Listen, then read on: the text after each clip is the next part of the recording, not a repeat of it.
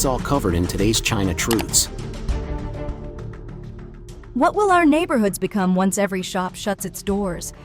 I updated the figures today. The reality is brutal. 93% of brick-and-mortar stores are gone. Picture this. You leave in the morning and return to a street that once hosted 100 businesses. Now only a handful remain. You rub your eyes and ask yourself, is this still the same city? Most shops can't make it past 2 years. Many collapse within months. Stroll along any block and you'll hardly spot another soul. The small, family-run stalls that used to define our streets are disappearing fast. This is the modern workplace, emptied out. Beijing has turned quiet in a way that feels unnatural. Whispered theories about power struggles inside Zhongnanhai circulate online. Xi Jinping's rare public outings only fuel more conjecture, but for ordinary people, that drama is background noise. They're too busy fighting to survive. The city is dimming and residents are scraping just to stay afloat. Remember New East Road, once choked with traffic? Now it sits nearly abandoned. On holidays, many Beijingers flee to the outskirts or leave the country. Those who remain bolt their doors and hide. Tourists still visit the famous sites, but most neighborhoods sleep. Take Jinyuan Shopping Center in West Beijing, once a hive of commerce, now a hollow shell. Shuttered storefronts, idle escalators, and even global brands like Adidas have vanished.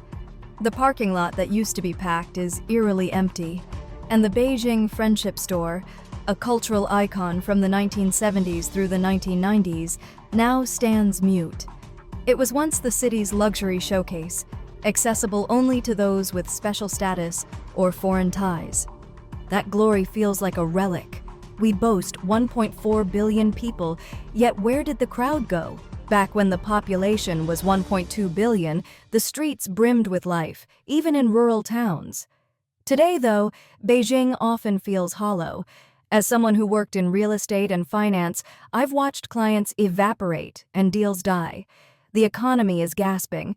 Companies cut costs, pink slips fly, restaurants close, and lively districts freeze. The convenience store downstairs that opened last week? Already shut. Offline retail has become a war zone where no one wins. E-commerce rules now, and physical shops struggle to breathe. The collapse of in-person commerce isn't an abstract statistic anymore. It's visible on every block. Beijing, once China's pulse, now echoes with silence. Both shops beneath my building closed this year, and I still can't accept how deep the downturn is. It's 7:20 p.m. Malls glow with lights but lack life. Floors are deserted. Staff outnumber customers. I visited APM Mall on a Thursday. Cold, quiet, nearly empty. The city's spirit feels gone. I had to shut my own store again. Rent for the 2 floors next door was 100,000 RMB a year, beyond my reach. I downsized, tried to hang on, and still failed. My team dissolved. I'm solo now. Living is harder than ever. With only a small pension, even a 60 RMB grocery run feels like a stretch. Every dawn at 5 a.m., people gather in the bitter dark, hoping to find day labor. Some work through the night for pennies. Beijing feels unfamiliar now, a city that looks the same on the surface, but feels completely different underneath. One morning, a resident commuting near Sedan noticed something strange. Several dark, unmarked trucks lined up quietly by the roadside. At first, people assumed it was another routine police exercise. After all, armored vehicles and uniformed officers are nothing new in the capital. But the following days brought unease. The number of military vehicles grew, first on Chang'an Avenue and Fuxingmen, then near hospitals, schools, and even the narrow streets around the 2nd and 3rd Ring roads. When he phoned a friend working in the security system, the man whispered, "There's intelligence saying some people might organize online, maybe protests, maybe something bigger. Orders came to tighten control." He paused, then added, "This time, it's not just the armed police. Regular troops are also in position." When pressed further, what are they afraid of? A protest? A revolution? The friend went silent for a moment before replying coldly, Don't ask. Just watch what you say. That chilling warning spread like smoke through Beijing. People began asking each other, who are the authorities afraid of? When did the capital of the world's second-largest economy start needing the army to guard it from its own citizens? What is this so-called chaos? Is it the despair of the unemployed, the anger of those crushed by mortgage debt, or the quiet resistance of ordinary people who simply refuse to stay silent? For millions, the crisis isn't distant, it's personal.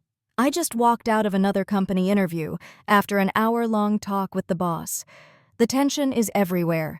It's in the air, in the way people avoid eye contact on the subway. I'm 35, still jobless, driving a car that technically belongs to my mother-in-law. A 26-year-old woman from Hebei told me she earns 6,000 yuan a month, pays 3,000 for rent, and lives off scraps. She doesn't go out. She doesn't talk to anyone. She doesn't even know where she'll be next month. Across China, the dream of property wealth has collapsed. In Yongqing, Hebei, homes that once cost 23,000 yuan per square meter now sell for just 3,500. In Yanjiao, the once hyped satellite city beside Beijing, prices have plunged from 42,000 to 6,000, Badaling from 18,000 to 3,000. In Nanjing's Kuiping city, values have halved. In Huizhou's Zhongnanhai district, entire residential towers are abandoned, their owners long gone. Decades ago, Beijing was the symbol of China's rise. Towering skyscrapers replaced low brick houses, private villas and elegant Siheyuan courtyards became emblems of success. Housing prices soared endlessly, driven by faith in an ever-growing future. But that era has ended. The bubble burst. The economy has slowed to a crawl. Even the capital, once the beating heart of Chinese prosperity, feels hollow. Streets are broad but barren, buildings glow without life, and nights once filled with energy now hum with eerie silence. The city that once never slept now seems afraid to breathe. And this isn't just Beijing's tragedy.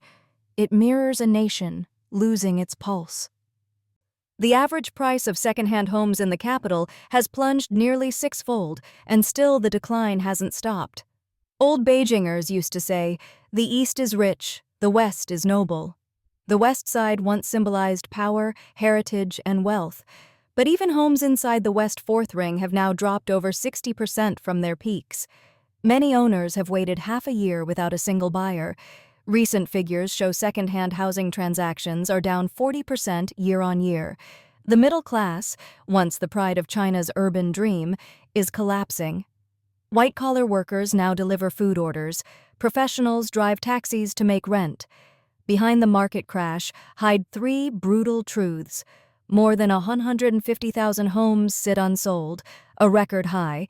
The number of new buyers has fallen by 40% in 5 years. And today, each potential buyer can choose from 38 listings, 15 more than just 3 years ago. Apartments once priced at 3.5 million yuan now come fully furnished, with air conditioners and TVs thrown in. You can buy in the morning and collect the keys before sunset. In Hangzhou, property prices have fallen overnight to levels not seen in nearly a decade. The dream that once defined a generation, a home in the city, a stable job, a hopeful future, is crumbling. Now, all that remains are bright lights over empty malls, silent streets, and the uneasy feeling that the country itself is holding its breath, waiting for something, or someone, to break the silence. Across China, the picture grows darker by the day. Cities that once buzzed with ambition now echo with silence. In Zhengzhou, a small apartment can be bought for 700,000 or 800,000 yuan, and in the city's older districts, some homes go for as little as 200,000 or 300,000 yuan. That's cheaper than a countryside farmhouse. A few years ago, no one would have dared to imagine such numbers. One follower once shared his story with me.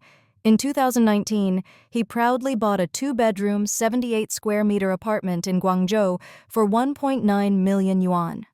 It was his first home, the symbol of stability. Now, 5 years later, he still owes the bank 650,000.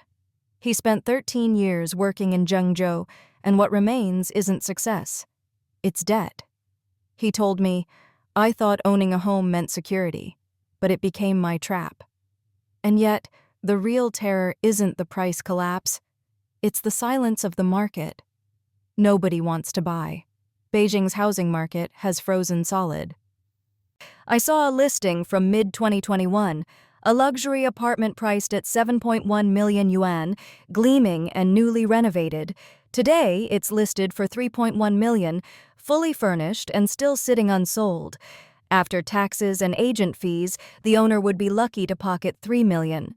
In just 3.5 years, that home lost 4 million yuan, an invisible bleeding of 100,000 yuan a month. Families are suffocating under the weight of mortgages. A friend of mine and his wife together earn 30,000 yuan a month, once considered a middle-class income. But their mortgage eats up more than 20,000, and with 2 children, every day feels like a tightrope walk. They dare not get sick because one hospital bill could unravel everything. Across the nation, this quiet panic repeats itself, millions trapped by loans they can no longer bear. Even Beijing, the capital that once symbolized unshakable pride, is showing its cracks. Driving along the Second Ring Road, I came across rows of decaying buildings. Their walls are blackened, windows shattered, doors chained shut. No one lives there. No one dares to demolish them. They stand like ghosts from a forgotten era, monuments of wasted space and broken dreams. This is Beijing now, lights blazing but life absent. Streets gleam, but the crowds have vanished. Behind glass windows, neon signs still promise prosperity, yet the people who once built that illusion are gone. The glow remains, but the heartbeat has stopped. The city still stands, but its spirit, the laughter, the chaos, the rush of living, has already slipped away into the dark. Please share your thoughts in the comments section below. We will keep reporting on the COVID surge in China, so don't forget to subscribe to our channel and turn on the notification bell to get the latest videos. And thank you for tuning in.